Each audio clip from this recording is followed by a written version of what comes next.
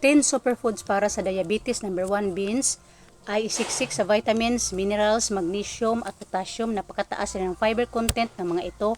Ang beans ay may taglay rin ng carbohydrates, pero ang 1/2 cup nito ay naglalaman rin ng protein na katumbas ng 1 ounce ng karne na walang saturated fats. Number 2, dark green leafy vegetables.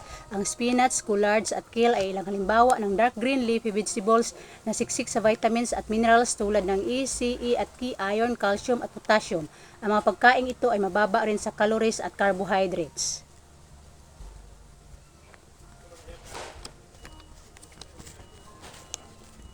Citrus fruits, ang grapefruit, orange, limes at lemons, ikaw na ang bahalang pumili.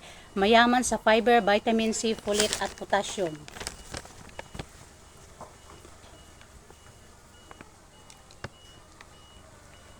Number 4, sweet potatoes. Meron nga lang itong starch pero siksik rin naman sa vitamin E at fiber. Very good source din ng vitamin C at potassium.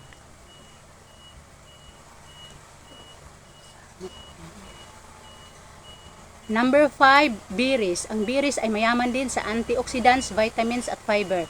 Kung mahilig ka sa matatamis at may sweet tooth ka, this is for you. May kasama rin itong vitamin C, vitamin K, manganese, potassium at fiber. Number 6, tomatoes.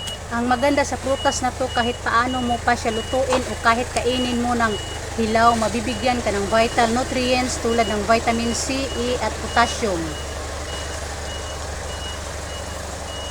Number 7, fish high in omega-3 fatty acid. Ang omega-3 fats ay tumutulong para patabain ang risk ng pagkakaroon ng heart disease at inflammation.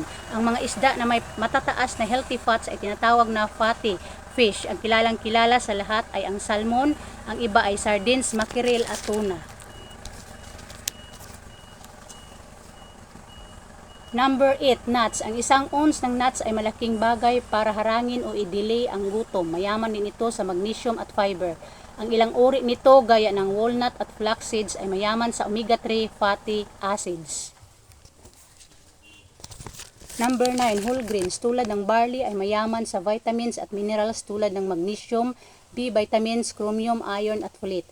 May taglay rin itong fiber. Ilan pang halimbawa ng whole grains ay tulad ng whole oats, wheat at farro.